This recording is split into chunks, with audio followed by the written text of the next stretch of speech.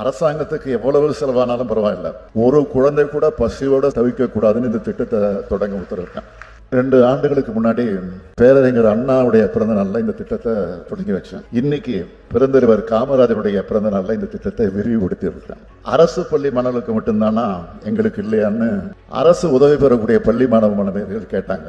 கிட்டத்தட்ட 18,50,000 அரசு பள்ளி மாணவ மாணவியர் வயிறார சாப்பிட காரணமான இந்த திட்டத்தை இன்னைக்கு விரிவுபடுத்திருக்கேன்.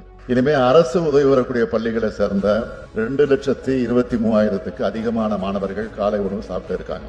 மொத்தமா சொல்லணும்னா நாள்தோறும் 20,73,000க்கு அதிகமான குழந்தைகள் சத்தான சுவையான காலை உணவை சாப்பிடுறாங்க.